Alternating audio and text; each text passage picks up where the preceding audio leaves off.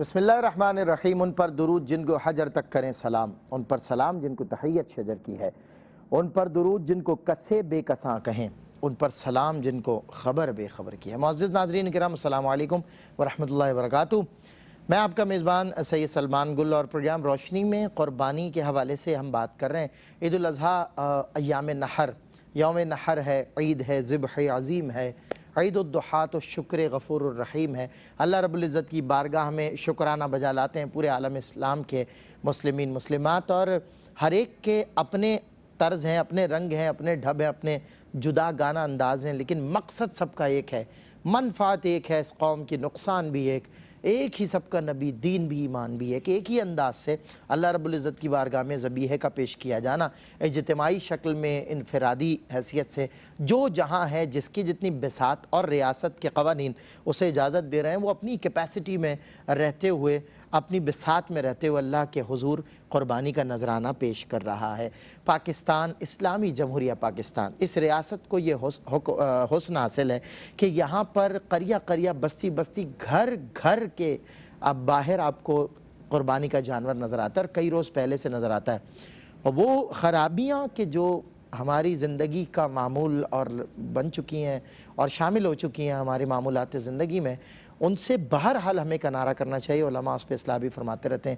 ہم نے کل اور پرسوں کے پروگرام میں اس کاز کو سمجھنے کی کوشش کی ہے، کیونکہ اللہ رب العزت دور جاہلیت میں جب قربانی کا فلسفہ تھا، ذبیحوں کا قربان کیا جانا بتوں کے نام پر، اور خون بھینٹ چڑھانا تو گوشت بھینٹ چڑھانا، اللہ نے یہ کانسیپٹ، یہ فلسفہ کلیئر کر دیا اپنی کتاب میں، اور فرمایا، قرآن پاک فرقان حمید میں ارشاد ہوا کہ نہ اس کا گوشت ہم تک پہنچے، نہ اس کا خون ہم تک پہنچے، بس آپ کی نیت اور آپ کا جذبہ وہ رب تعالیٰ کے حضور پیش ہوگا۔ اور یاد رکھیے کہ نیت اور جذبہ ہمارا اصل مقصود تھا، لیکن آج قربانی پر ہمارے مقاصد بہت سارے ہیں جنہوں نے ہمیں گھیرا ہوا ہے، اور سب کے سب تقریباً ہمیں خراباتیان خرد باختہ نظر آتے ہیں۔ یعنی جانوروں کا کمپٹیشن، جانور کو کئی روز پہلے لانا، خوب ریاکاری کرنا، نمود و نمائش، قیمتوں میں جھوٹ سچ کرنا، اور بہت ساری ایسی باتیں، اور ایک دوسرے کے مقابلے پہ جانور لانا۔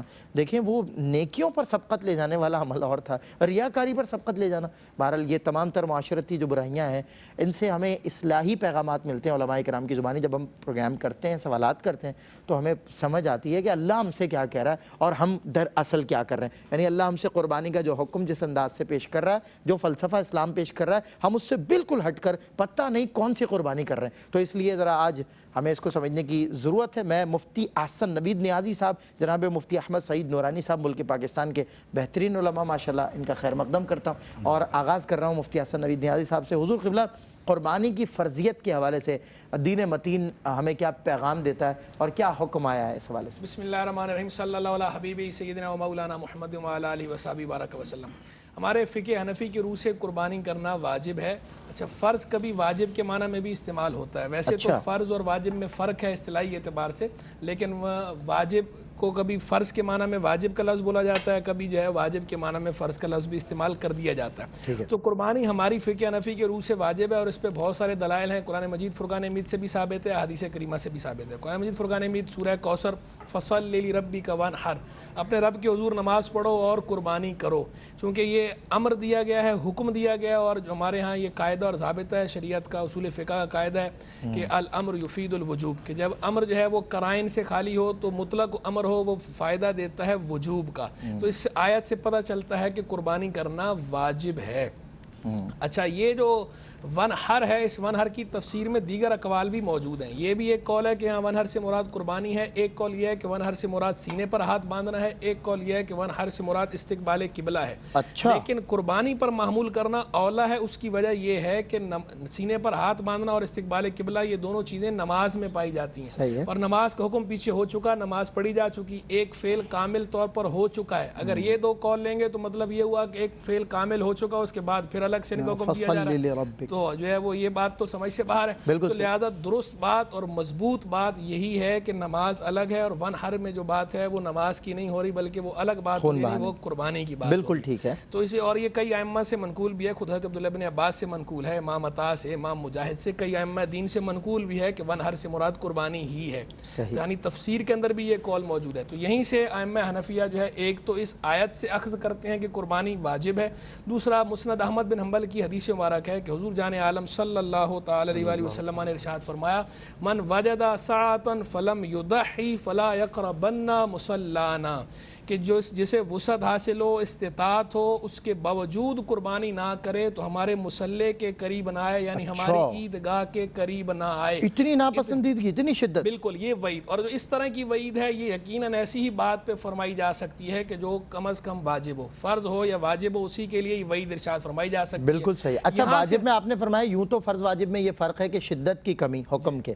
لیکن کہیں کہیں واجب فرض کا انکار کفر ہوتا ہے اور واجب کا انکار کفر نہیں ہوتا، گناہ ہوتا ہے۔ لیکن جب کچھ واجبات آپ نے فرمایا کہیں واجب کا حکم فرض کے مترادف بھی ہوتا ہے، وہ ویسے اصطلاحی تو فرق ہے اپنی جگہ پر، لیکن جو ہے وہ بولنے میں، بول چال میں کبھی ایک دوسرے پہ اطلاق کر دیا جاتا ہے۔ اچھا، واجب کو فرض کہہ دیا جاتا ہے، فرض کو واجب کہہ دیا جاتا ہے، ٹھیک ہے۔ اچھا یہ فرق وہ اپنی جگہ پر، بالکل ٹھیک ہے۔ تو بہرحال قربانی کرنا جو ہے یہ واجب ہے، اس کا وجوب جو ہے، لیکن وعید دیکھیں نا، آپ نے جو وعید سنا دی، اس کا ائمہ حنفیہ کا زیادہ مضبوط استدلال اسی سے ہے، اس حدیث مبارک سے، کیونکہ اس کے اندر تو دوسرا احتمال ہی نہیں ہے۔ صحیح بات، آیت کے اندر تو پھر دوسرا قول موجود تھا، لیکن یہاں تو دوسرا قول ہی نہیں ہے، تو یہ حدیث مبارک اور وہ آیت یہ مل کر جو ہے وہ ائمہ حنفیہ استدلال کرتے ہیں کہ قربانی کرنا واجب ہے۔ اور اکثر ترک وجوب ایسے بھی ہم نے دیکھیں روایتوں میں جس پر اتنی ناپسندیدگی کی وعید سرکار نے اتنی ناپسندیدگی فرمائی، مصلی کے قریب اللہ عیدگاہ کے قریب نہ آئے، بالکل تو بہت بڑی بات، تو واجب ہے۔ اب ہم اس بات کی طرف آ جاتے ہیں کہ یہ جو قربانی واجب ہے تو واجب کس پر ہے؟ آیا ہر مسلمان پر واجب ہے، ہر بندے پر واجب ہے، یا کوئی اس کے وجوب کے حوالے سے کوئی تفصیلات ہیں، کوئی اس کا میرٹ ہے،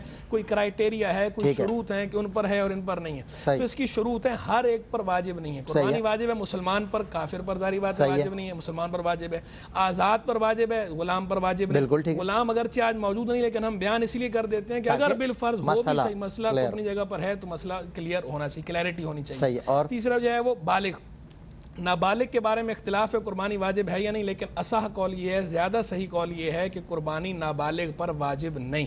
اسی طرح یعنی بلوغ شرط ہے اس کے لیے۔ اسی طرح جو عاقل ہے، عاقل کے حوالے سے بھی اختلاف ہے، بعض علماء کہتے ہیں کہ جناب عاقل ہونا شرط ہے، اور بعض کہتے ہیں عاقل ہونا شرط نہیں ہے، مجنون پر بھی قربانی واجب ہے، لیکن جو وجوب کے قائل ہیں مجنون پر، ان سے سوال جب یہ ہوتا ہے کہ بھئی اگر وہ تو ہے ہی مجنون کیسے کرے گا، تو وہ کہتے ہیں مجنون کی طرف سے اس کا سرپرست کرے گا، جو سرپرست ہے وہ اس کی طرف سے قربانی کرے۔ یہ بہرحال ایک قول یہ ہے، اور ایک قول یہ ہے کہ عاقل پہ قربانی مجنون پہ قربانی واجب نہیں، عاقل ہونا شرط ہے۔ اسی طرح مالدار ہونا شرط ہے قربانی کے لیے، مسافر جو ہے اس پہ قربانی واجب نہیں، مقیم ہونا شرط ہے، مقیم ہونا چاہیے، مسافر پہ واجب نہیں، اور یسار شرط ہے، یعنی مالدار ہونا، صاحب استطاعت ہونا، صاحب حیثیت ہونا شرط ہے۔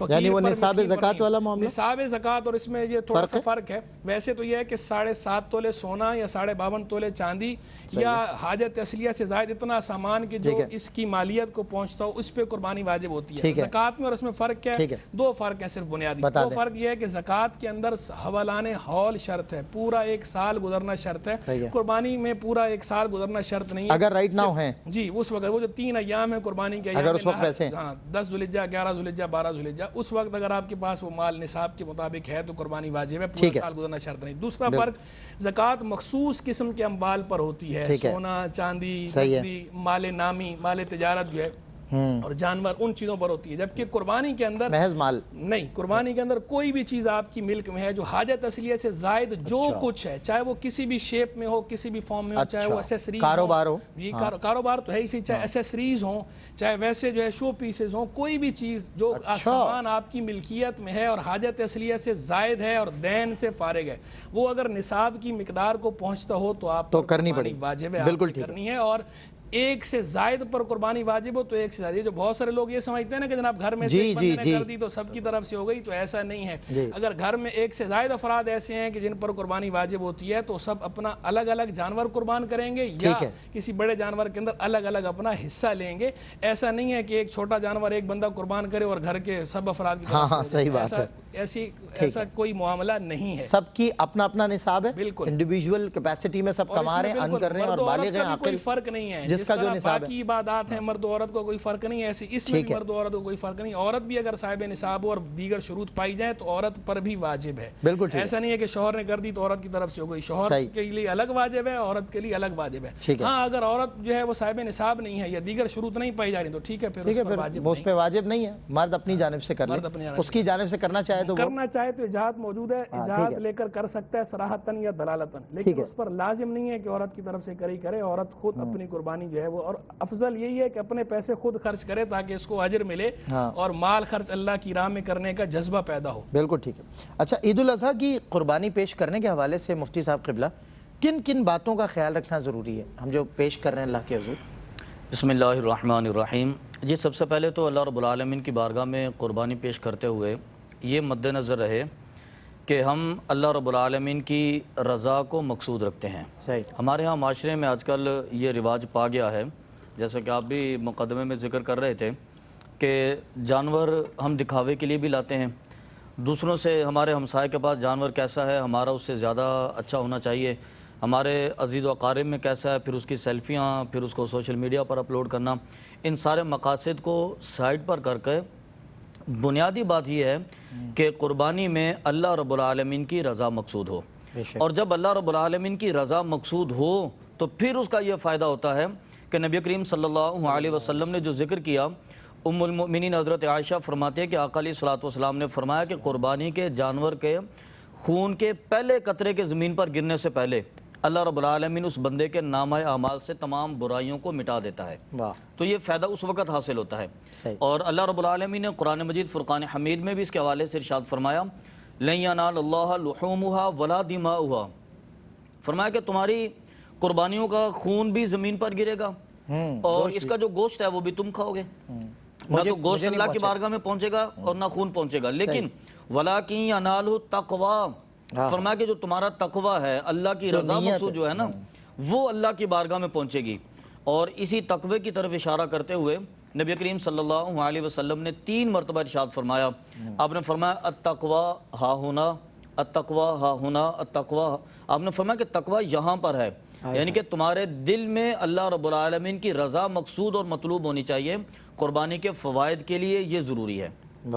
پھر دوسرے نمبر پر یہ بھی ہے کہ قربانی کرتے ہوئے حضرت ابراہیم علیہ الصلوۃ والسلام کی سنت کا احیاء کرنا, اس کا خیال رکھا جائے کہ حضرت ابراہیم علیہ الصلوۃ والسلام کی سنت کو تازہ کرنے کے لیے اس کے اندر مقصود یہ ہے کہ ایک تو ہم حضرت ابراہیم علیہ السلام کی سنت کو تازہ کرتے ہیں, جانور ذبح کرتے ہیں, اور دوسرے نمبر پر ہر سال جانور کا خون بہا کر ہم یہ تجدید عہد کرتے ہیں کہ اے رب ذوالجلال, تیرے انبیاء کرام کی سنت کو زندہ رکھنے کے لیے جیسے ہم جانور کا خون بہاتے ہیں, اسی طرح تیرے انبیاء کے لائے ہوئے دین پر کبھی ضرورت پیش آئی تو ہم اپنا خون دے کر بھی اس کی بقا کے لیے خدمت سر انجام دیں گے. بڑی بات, بہت. تو یہ کوشش اس کے اندر کی جاتی ہے, ایک جذبہ ہے اور تجدید عہد ہے اللہ رب العالمین کی بارگاہ میں.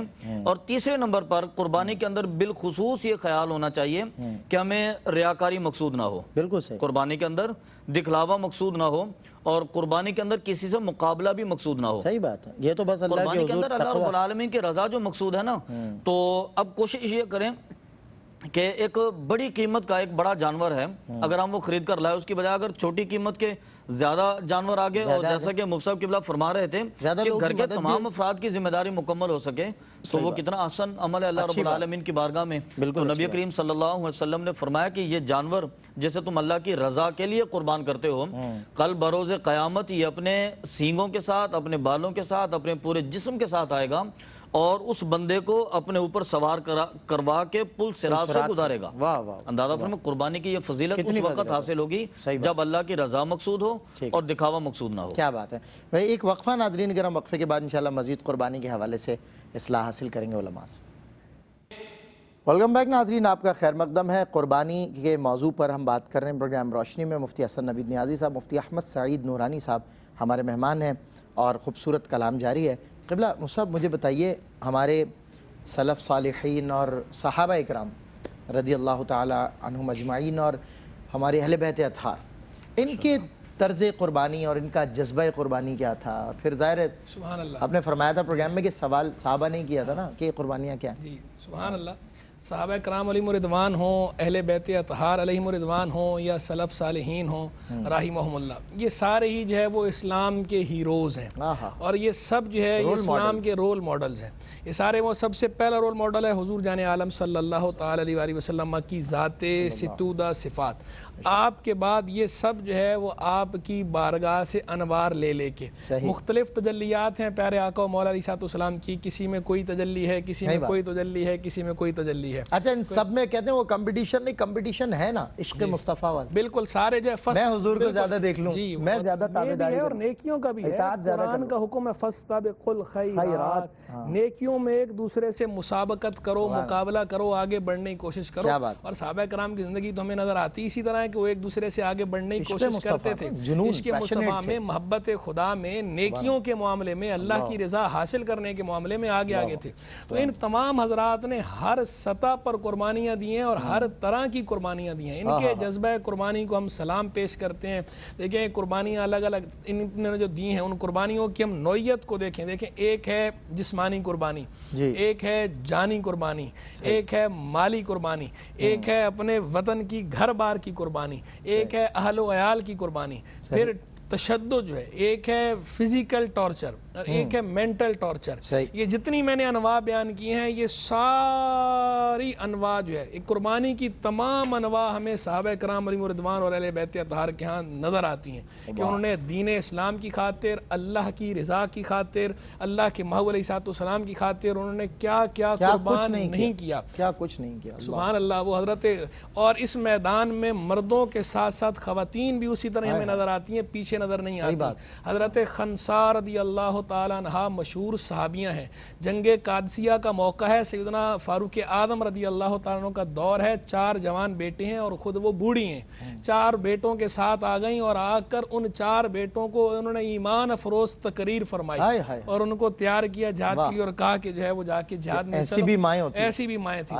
اچھا، حضرت خولہ رضی اللہ تعالیٰ بالکل تیر اندازی، تو یہ بڑھاپے کے اندر وہ کر رہی ہیں، وہ 4 بیٹے جو ہے وہ جنگ میں شریک ہو رہے ہیں، ماں جو ہے وہ پیٹھ تھپک رہی ہے اور آگے جو ہے وہ روانہ کر رہی ہے دعا کر کے۔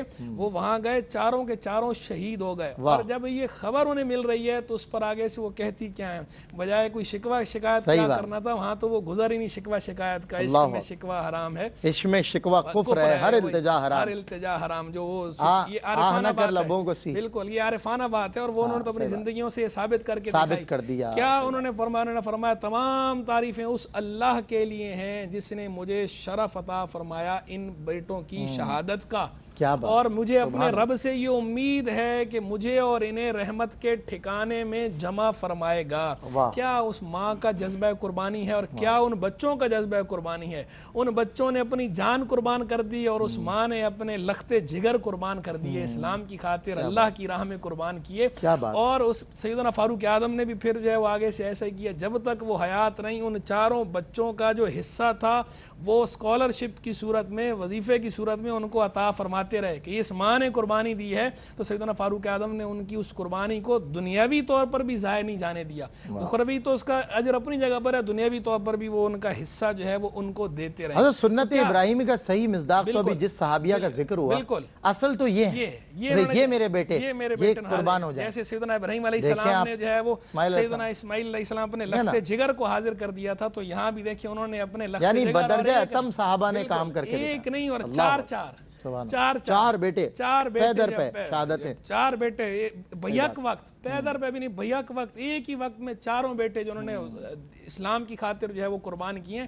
تو یہ تو سرکار کی امت ہے نا، حضور نے ایسی تو نہیں فرمایا تھا مثل امتی مثل المطر لا یضر اول خیر ما آخر، کہ میری امت کی مثال بارش کی مثال ہے، نہیں پتہ چلتا اس کا اول خیر ہے کہ آخر خیر ہے۔ تو اس کے اندر تو ایک سے ایک تابندہ اور رخشندہ مثالیں ہیں، بالکل درخشاں مثالیں ہیں، چمک رہے ہیں سارے۔ اور مالی قربانی قربانیاں سیدنا عثمان غنی کا وہ مال قربان کرنا بارہا وہ واقعے ہم بیان کرتے رہتے ہیں، ہمارے ناظرین کو بھی یاد ہی ہو گئے ہوں گے، اور پھر آگے سیدنا عثمان غنی کے ایام آنے بھی ہیں قربانی کے بعد انشاءاللہ، تو اس پہ بھی ہم سیر حاصل جو روشنی ڈالیں گے، کلام کریں گے کیسے سیدنا عثمان غنی نے وہ قربانیاں دی مالی، اور سرکار صاحب صاحب نے کیا جواب میں فرمایا، آج کے بعد عثمان کو کوئی چیز نقصان نہیں پہنچائے گی، آج کے بعد عثمان جو کرے اسے کوئی فعل ضرر نہیں پہنچائے گا، نقصان نہیں پہنچائے گا۔ وہ سیدنا فاروق اعظم کا وہ آدھا مال سارا حضور کی بارگاہ میں حاضر کر دینا اللہ کی راہ میں، وہ غزوہ تبوک کے لیے، وہ سیدنا صدیق اکبر کا سارا مال پیش کر دینا، اور جب حضور نے پوچھنا کہ گھر والوں کے لیے کیا چھوڑ کے آئے تو انہوں نے کیا کہا، اللہ اور اللہ کے رسول کو چھوڑ کر آیا۔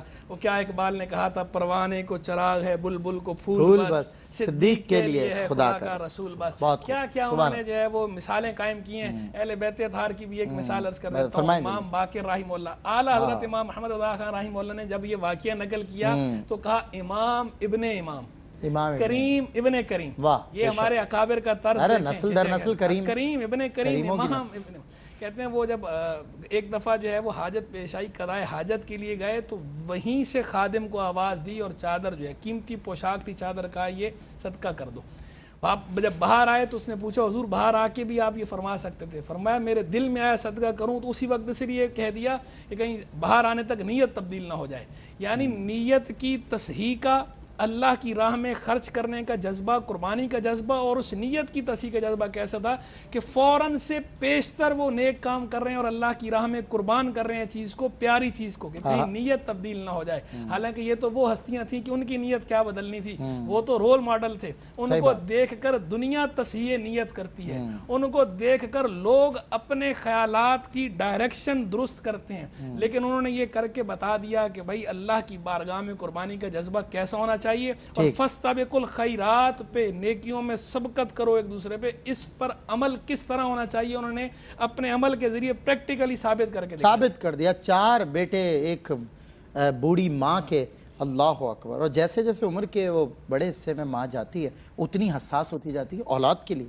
اور اولاد کی اتنی فکر اسے لاحق ہوتی ہے۔ وہ ہم نے ایسی ماؤں کے ذکر پڑھے ہیں جو برہنہ پا چل پڑی کہاں کہاں تک اپنی اولاد کی تلاش میں، عمر کیا ہے، بالکل اعصاب کمزور ہیں، لاغر ہے، مگر چلتی چلی جا رہی ہے، میرا بیٹا نہیں مل رہا، اور یہاں تو بیٹے کو بیٹا ملا ہوا ہے، بیٹوں کو لے کر آ رہی ہیں، یہ میرے 4 جوان، یہ تو ہیں ہی اللہ کے راستے میں قربان ہونے کے لیے، یہ میں نے پالے پوسے اللہ کے لیے ہیں، اسی کی دی، حق تو یہ ہے کہ حق ادا نہ ہوا۔ اور اس کا دیکھیں، میں سنت ابراہیمی کا صحیح مصداق، یہ سلف اور صالحین صحابہ اکرام اہل بیت اطہار کو دیکھ رہا ہوں، جس طرح آپ ارشاد فرما رہے ہیں، امام باقر کا آپ نے ذکر کیا، جب وہ ایک خاتون صحابیہ کا ذکر ہوا تو مجھے حضرت خولہ رضی اللہ تعالیٰ عنہ کا ایک اذکار، کیا تیر اندازی، کیا شی واز ویری بریو، یعنی ایسی نڈر خاتون، آج تو ظاہر ہے ایسی مثال ہی نہیں ملتی، نہیں نڈر بہادر خاتون، اور خیر مثالیں ملتی ہیں، وہ جو کفر سے ایک مسلمان عورت، ام امارہ، آپ دیکھیے کیسی کیسی مثال، آج بھی ایسی مثال، ایسی بات، مسلمان ہو نا، پوٹینشل نظر آتا ہے، ثابت قدمی نظر آتی ہے،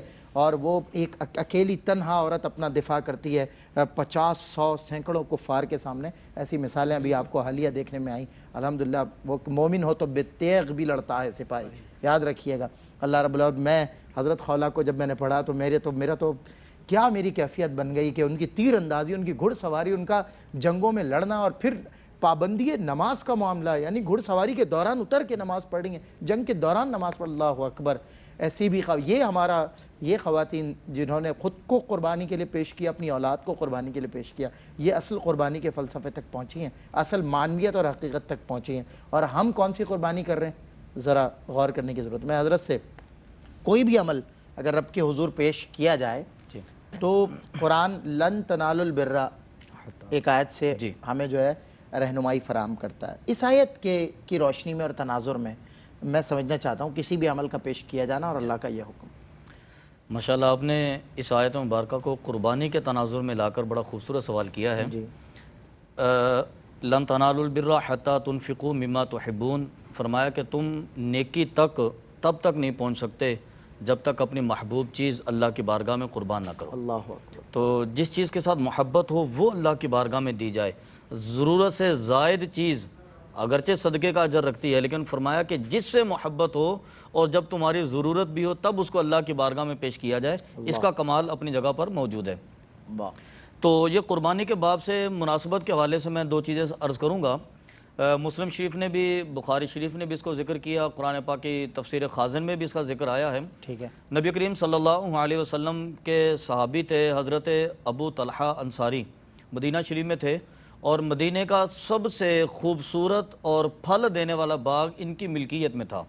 جب اللہ رب العالمین جل جلالہ نے قرآن مجید فرقان حمید کی یہ آیت مبارکہ نازل فرمائی تو حضرت ابو طلحہ حضور کی بارگاہ میں حاضر ہوئے اور عرض کرتے ہیں کہ یا رسول اللہ صلی اللہ علیہ وسلم، مجھے اپنے مالوں میں سے سب سے محبوب اور قیمتی مال جو ہے وہ یہی لگتا ہے، فلہذا میں یہ آپ کی بارگاہ میں پیش کرتا ہوں، اللہ کی بارگاہ میں صدقہ کر دیجئے۔ اللہ اکبر۔ تو نبی کریم صلی اللہ علیہ وسلم نے اشارہ فرمایا کہ اس کو اپنے رشتہ داروں پر صدقہ کر دو۔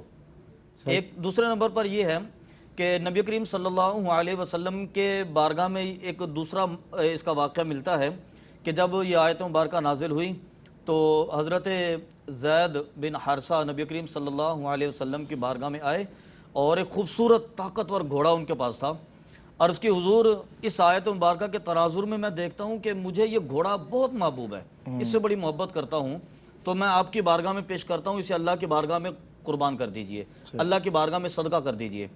تو نبی کریم صلی اللہ علیہ وسلم نے ان سے لے کر ان کے صاحبزادے حضرت اسامہ کو دے دیا۔ اللہ اکبر۔ تو انہوں نے عرض کی حضور میں نے تو یہ اللہ کے نام پر دیا ہے، آپ نے فرمایا کہ وہ اللہ نے قبول کر لیا اور یہ صدقہ بھی ہو گیا۔ ہائے ہائے ہائے، حضرت میں اس کو کنٹینیو کرتا ہوں، بڑی خوبصورت بات آپ نے فرمائی، وہ اللہ نے قبول کر لیا اور صدقہ بھی ہو گیا۔ بریک کے بعد انشاءاللہ۔ خوش آمدید ناظرین، آپ کا خیر مقدم ایک مرتبہ پھر، اور ابھی قربانی کی بات ہو رہی، قربانی قربانی قربانی، اللہ کو پیاری ہے قربانی، اور قربانی کے تصور کو سمجھنے کی ضرورت، اس فلسفے کو، اس کی حقیقت، اس کی معنویت، اس کے اندر بڑی وسعت ہے۔ یہ قربانی کا جو دائرہ ہے، اس جذبے کے دائرے میں اگر کوئی آ جاتا ہے تو پھر وہ خود کو رب کے سپرد کر دیتا ہے۔ وہ کہتا ہے یا اللہ تیری رضا پر میرا سر تسلیم خم ہے، جو تو چاہے، جتنا تو چاہے، جیسا تو چاہے، بندہ حاضر ہے۔ اللہ اکبر۔ تو یہ اس فلسفے کو سمجھنے کی ضرورت ہے۔ فی زمانہ قربانی میں صرف یہی نہیں ہے، باقی سب کچھ ہے۔ تو اس لیے ہم کوشش یہ کر رہے ہیں، جو کیمپین ہم نے چلائی ہے، کہ قربانی میں صرف وہ آ جائے جو قربانی کی حقیقت ہے، جو اس کی اصلیت ہے، اور یہ جتنی نقلیتیں آ گئی ہیں اور جتنی یہ خرابیاں آ گئی ہیں انہیں دور کیا جائے۔ حضرت ارشاد فرما رہے تھے بریک سے پہلے کہ اللہ کی بارگاہ میں بھی قبول ہو گیا اور صدقے کا صدقہ بھی ہو گیا۔ آگے فرمائیں ارشاد۔ جی، جیسا کہ جب یہ آیت مبارکہ نازل ہوئی نا کہ اپنی محبوب چیز اللہ کی بارگاہ میں صدقہ کرنی ہے، تو حضرت زید بن حارثہ نے وہ اپنا گھوڑا حضور کی بارگاہ میں پیش کیا تو نبی کریم صلی اللہ علیہ وسلم نے ان کے صاحبزادے کو دے دیا، اور اس کی حضور میں نے تو صدقہ کیا تھا، فرمایا کہ وہ اللہ کی بارگاہ میں قبول ہو گیا اور یہاں پر صدقہ بھی کر دیا گیا۔ اور دیکھیں وہ مالک کونین ہیں، گوپاس کچھ رکھتے نہیں، بے شک دو جہاں کی کنجیاں ہیں ان کے خالی ہاتھ میں۔ ہائے ہائے ہائے۔ اب وہاں پر یہ اندازہ فرمائے، یہ جو میں نے دو مثالیں ذکر کی ہیں، دونوں میں آپ دیکھیے کہ اللہ رب العالمین کی بارگاہ میں پیش بھی کیا ہے اور نبی کریم صلی اللہ علیہ وسلم نے انہی کے رشتہ داروں میں تقسیم بھی کیا ہے۔ اگر آپ قربانی کے باب میں آتے ہیں تو قربانی کا باب میں بعین ہی وہی جذبہ، وہی فلسفہ آپ کو ملتا ہے۔ صحیح۔ قربانی اللہ رب العالمین کے رضا کے لیے ہوتی ہے، فرما دیا کہ لن ینال اللہ لحومها ولا دماؤها ولکن ینالہ التقوی، کہ تمہارا تقوی جو قلب کے اندر ذوق تھا، شوق تھا، جذبہ تھا، وہ اللہ کی بارگاہ میں پہنچ گیا۔ اب یہ گوشت اور یہ خون یہ یہیں زمین پر رہے گا۔ اب اللہ رب العالمین کے حبیب نے اپنے عمل سے لوگوں کو بتا دیا، فرمایا کہ اس کے 3 حصے کر لو، ایک حصہ گوشت کا اپنے کھانے کے لیے رکھ لو، ایک حصہ اپنے رشتہ داروں میں تقسیم کر دو، اور ایک حصہ غربا، فقراء، مساکین کے لیے۔ صحیح بات۔ اور یہ جو آپ نے ہا ہونا کہا ہے نا، فرشتے تو اس کے لیے آئیں گے، فرشتے کو اس کے لیے کہ جانور کے لیے تقوی تھوڑی ہونا، ہے، تو آپ کے دل کے اندر دیکھیں گے کیا ہے، بس وہ لے جائیں گے، وہ صرف تقوی اللہ کی بارگاہ میں لے کے جائیں گے۔ صحیح بات۔ تو اب دیکھیے کہ وہاں پر اس باب میں یہ ذکر ہوا کہ صدقہ بھی کیا اور رشتہ داروں میں تقسیم کیا، قربانی میں بھی قربانی کی گئی اور رشتہ داروں میں تقسیم کی گئی۔ صحیح۔ یہ بالکل اسی کے ساتھ اس کی موافقت ہے اور اسی کے ساتھ یہ باب ملتا ہے۔ تو اس لیے قربانی کرنا اگر بہترین مقصد ہے تو اس انداز میں کہ اللہ رب العالمین کی رضا مقصود ہو، اور اللہ کی رضا مقصود کرتے پھر اس میں یہ نہ ہو کہ ہم بڑا جانور اس لیے خریدیں اور اس سے پہلے ڈیپ فریزر بھی ہمارا بڑا ہونا چاہیے تاکہ وہ اس کے اندر بھر لیا جائے، 2 مہینے 4 مہینے 6 مہینے ہمارا اس پہ کام چلتا رہے۔ بلکہ قربانی کی اصل روح یہ ہے کہ قربانی کا جانور ذبح کر کے اس کو شریعت کے طریقے بتائے ہوئے طریقے کے مطابق بالکل ایک حصہ اپنے لیے رکھیں، ایک حصہ رشتہ داروں میں تقسیم کریں، غربا تاکہ وہ ایک معتدل اور توازن جو ہے ان کو بھی دیا ہاں، جاتا وہ کہ برقرار وہ لوگ جن کو پورا سال کھانے کے لیے گوشت نہیں ملتا ان ایام میں چند لقمے ان کو بھی میسر آ سکے۔ بالکل ٹھیک ہے مفتی صاحب، بہت خوبصورت بات آپ نے کی۔ گو کہ جب ایک صحابی رسول اور کھجوروں والا وہ واقعہ ہے، ان کا حضور میں ہی ہوں مکے میں سب سے غریب، تو ارشاد فرمایا کہ آپ جو ہے وہ اس کو سارا رکھ لیجئے، لیکن بات یہ ہے کہ آپ اچھی طرح جانتے ہیں کہ آپ کتنے غریب ہیں اور آپ کی استطاعت کتنی ہے، اور آپ، میں تو کہتا ہوں کہ پرکھنے کی غرض سے ہمیشہ اپنے نیچے دیکھیے، اپنے سے۔ اب ہمارا پرابلم یہ ہے کہ ہم اپنے سے اوپر ہی دیکھ رہے ہیں بس، یار اس کی شان و شوکت دیکھیں، اس کا گھر دیکھیں، اور یہ گھر اور یہ شان و شوکت اگر ان چکروں میں الجھ گئے نا، ایک گنجلک زندگی ہے، یہ آپ کو سلجھنے نہیں دے گی، نہ آگے بڑھنے دے گی، کیونکہ آپ کا آگے بڑھنے کی تو آپ میں لگن رہی نہیں، آپ میں تو بس حرص رہ گئی کہ فلاں یہ فلاں وہ فلاں، اور اسی حرص کا مظاہرہ آپ قربانی کے موقع پہ کر رہے ہیں۔ یہ 3 دن کا کوئی علاقائی میلہ تھوڑی ہے کہ آپ آئے میلہ لگایا اور ایک دوسرے کے پیچھے جو ہے وہ بزد ہو گئے، نہیں جی میں اس سے بہتر کروں گا، یہ لایا اچھا چلے میں اس سے اچھا، یہ نہیں کریں اور اس خدا را۔ جی اس پر نبی کریم صلی اللہ علیہ وسلم کی یہ حدیث مبارکہ دیکھیے کہ آقا علیہ الصلوۃ والسلام نے ارشاد فرمایا کہ اگر تم نے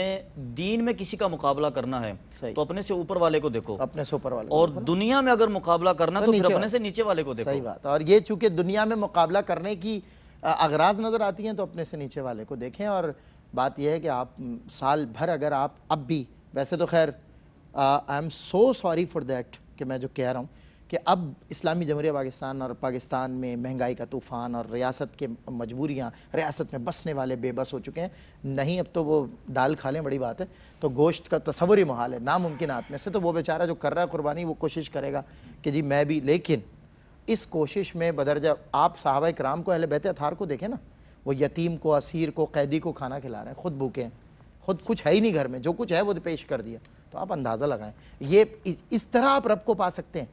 اور یہ جو آزمائش ہے نا، یہ بھی فانی، زندگی بھی فانی ہے، اور یہ مدارات، یہ سب کچھ فانی ہے، اصل وہ جو باقی زندگی ہے نا وہ اس کے حضور گزرے گی، تو وہاں کی تیاری ہمیں کرنی ہے، اور اس کی تیاری کے لیے بہترین 3 دن آئے یہ قربانی پیش کرنے کے، اور شکر کریں اللہ کا، یہ بھی شکر کریں کہ آپ اس وقت فی زمانہ ہم جو جتنے خطا کار لوگ ہیں، کمزور بے بس لوگ ہیں، ہمارا ایمان کتنا کمزور ہے، اگر ہم سے کہا جائے اپنے گلے اپنے سر پیش کیے جائیں، سوچیں کیا ہوگا ہمارا۔ تو اس وقت اللہ نے ہمیں آسانی دی ہے، اس آسانی کو ہم نے نہ جانے کن چکروں میں کر دیا ہے، گھیر کے رکھ دیا ہے۔ دنیا داری، خرابیاں، ان سے بچنا ہے، قربانی اللہ کے لیے، اور ہم بالکل اخلاص کے ساتھ یہ نیت کریں کہ ہمارا دل جو ہے، ہمارے دل کا جو جذبہ ہے وہ تقوی بن کر اللہ رب العزت کے حضور پیش ہو جائے۔ باقی جانور کے حلقوم پہ چھری جو چلے گی وہ اپنے نفس پہ چلتی ہوئی دکھائی دے تو بات ہے۔ مفتی حسن نوید نیازی صاحب، میں آپ سے یہ جاننا چاہتا ہوں کہ قربانی کے دنوں میں، یعنی ایام نحر، عید کے ان 3 دنوں میں، کیا کوئی اور عمل، کوئی بھی عمل اس کا بدل ہو سکتا ہے قربانی کا؟ دیکھیں یہ بات تو احادیث طیبہ سے ثابت ہے کہ قربانی کے ایام میں فضیلت میں سب سے بڑھ کر یہ احراق الدم ہے، اراقۃ الدم ہے، خون بہانا ہے۔ اس عمل سے بڑھنا تو دور کی بات ہے، اس کے برابر کوئی عمل نہیں ہو سکتا، اور چہ جائے کہ بدل ہونا تو ایک الگ بات ہے، بدل تو کوئی ہو ہی نہیں سکتا، یعنی ایکول بھی نہیں ہے۔ یہ تو آپ کہہ ہی نہیں سکتے کہ جناب قربانی نہیں کرتے اور قربانی کی جگہ ہم جو ہے غریبوں میں ویسے ہی صدقہ خیرات کر دیتے ہیں، اور بہت سارے لوگ یہ کہتے ہوئے نظر بھی آتے ہیں، وہ کہتے ہیں کہ جناب یہ آپ قربانی کریں گے، جانور لائیں گے، اتنی گندگی ہوگی، یہ ہوگا وہ ہوگا، جراثیم ہوں گے، جانور بھی آپ ذبح کریں گے، اور یہ تھوڑا سنگ دلی ہے اس کے اندر، اور یہ ہے وہ ہے، جانور پہ ظلم نہ ہو، تو آپ جو ہے کسی غریب کی مدد کر دیں۔ بھائی یہ اللہ کا حکم ہے، جہاں اللہ کا حکم آ جائے، اللہ کے رسول علیہ السلام کا حکم آ جائے تو وہاں پر ہم نے سر تسلیم خم کرنا ہے، بندوں کی انٹرپشن نہیں چلے، وہاں انٹرپشن نہ میری چلے گی نہ آپ کی چلے گی، وہاں کسی کی نہیں چلے گی، وہاں پر وہاں ایسے ہی مقام کے لیے اقبال نے کہا تھا، گزر جا عقل سے آگے کی یہ نور، چراغ راہ منزل نہیں ہے، کیا بات، عقل قربان کن بپیش مصطفیٰ، عقل را قربان کن بپیش مصطفیٰ، اللہ کے محبوب کے آگے اور اللہ کے آگے اپنی عقل کو قربان کر دو، سرنڈر کرو، سر تسلیم خم کرو۔ قربانی کا مقصود ہی یہ تھا کہ سر تسلیم خم کرنا ہے، نہ کہ یہ کہ یہاں بھی آپ نے اپنی اٹکل سے کام لینا ہے اور یہاں بھی اٹکل سے کہنا ہے، رائے کو دخل دے رہے ہیں، یہ امور تعبدیہ ہیں۔ امور تعبدیہ کا مطلب یہ ہے کہ عبادت ویسی ہوگی جیسی اللہ اور اللہ کے رسول فرمائیں گے، چاہے وہ ظاہری طور پر ہمیں سمجھ میں آئے یا نہ آئے۔ آئے بظاہر ہمیں اس کے اندر ظلم کا پہلو نظر آئے، جب اللہ اور اللہ کے رسول نے حکم دیا وہ ہم نے کرنا ہے، بالکل صحیح. تو ہم نے کرنا ہے. غریب کی مدد کرنا بہت اچھی بات ہے، لیکن غریب کی مدد آپ عام ایام میں کریں. یہاں یہ بھی غریب کی مدد ہے کہ آپ جانور خریدیں، یہ بھی غریب کی مدد ہونی ہے. یہ اس غریب کی مدد ہو رہی ہے کہ جانور کام کرتا ہے. یہ گوشت آپ دیں گے وہ گوشت بھی غریب کی مدد ہی ہے. اور باقی یہ آپ کہیں قربانی کے موقع پہ غریب کی مدد یاد آ رہی ہے، حج کے موقع پہ غریب کی مدد یاد آ رہی ہے، جب آپ اپنی شادیاں کر رہے ہیں اور اس کے اوپر آپ 15-15 لاکھ لگا رہے ہیں، وہاں آپ کو غریب کی مدد یاد نہیں آ رہی. یہ آپ خود غریب 15 لاکھ لگاتا ہے جی، اور جہاں آپ اللہ تللے کر رہے ہیں وہاں آپ کو غریب کی یاد نہیں آ رہی. تو اگر آپ کو واقعی غریب کی یاد ہے تو غریب کا آپ الگ سے جو ہے وہ اس کا بندوبست کریں اور اس کی مدد کریں. لیکن قربانی کے موقع پہ آپ نے قربانی ہی کرنی ہے، کوئی دوسرا کام نہیں چلے، کوئی دوسرا آپشن آپ کے پاس ہے ہی نہیں. اگر آپ پہ قربانی واجب ہے تو یہ کرنے سے ہی وجوب ادا ہوگا، ادروائز آپ مواخذے میں ہیں، آپ گرفت میں ہیں. اللہ کے ہاں بھی گرفت میں اور یہاں بھی اللہ کے بندوں کے ہاں بھی آپ نے مطعون ہونا ہے. بالکل صحیح، بالکل صحیح فرمایا. مفتی صاحب پیغام دے دیجئے، بس وقت ہمارا اختتام کو. اللہ رب العالمین کی رضا کے لیے قربانی کرنا، اس میں اصل بنیادی مقصد جو ہے وہ یہ ہے کہ اس جانور سے محبت کر کے اس جانور کو خدا کی بارگاہ میں پیش کیا جائے، تاکہ یہ ایک تاثر قائم ہو کہ میں اپنی محبوب چیز اللہ کی بارگاہ میں پیش کرتا ہوں. یقیناً یہ بھی ایک آسان عمل ہے کہ کسی اور جگہ جانور ذبح ہو گیا، لیکن یہ ہے کہ اصل روح جو ہے اس کو پالا جائے، پوسا جائے، اس کی پرورش کی جائے، اس کی خدمت کی جائے، پھر اس کو اللہ کی بارگاہ میں پیش کیا جائے. تو یہ ایک احسن عمل ہے. اور اس کے ساتھ ساتھ یہ در حقیقت ابتدا ہے، اور یہ ہمیں یہ پیغام دیتی ہے کہ اس ابتدا کے ساتھ کہ ہم نے آئندہ زندگی کے جن مقاصد میں بھی قربانی دینی پڑے گی وہ اللہ کی رضا کے لیے پیش کرنی ہے. بالکل صحیح. بہت شکریہ مفتی صاحب آپ کا تشریف لائے، دونوں خوبصورت سیر حاصل کلام رہا. ایک فرق ہمارے درمیان بہت پیدا ہو چکا ہے، اور وہ یہ ہے کہ ہماری ترجیحات کا فرق. ہماری ترجیح اول جو تھا وہ ہمارا مالک تھا، اس کی رضا تھی. اب ہماری ترجیح اول ہم خود ہیں. اس کی ابھی جو حضرت نے ارشاد فرمایا تو مجھے یہ بات یاد آئی کہ جب ہماری شادی کا معاملہ ہوتا ہے تو غریب سے غریب آدمی 10 اور 15 لاکھ روپے نہ جانے کہاں سے انتظام کر کے لاتا ہے، خرچ کر دیتا ہے. وہ کہتا ہے کہ جی میری کم از کم شادی اور مہمان اور عزت رہ جائے.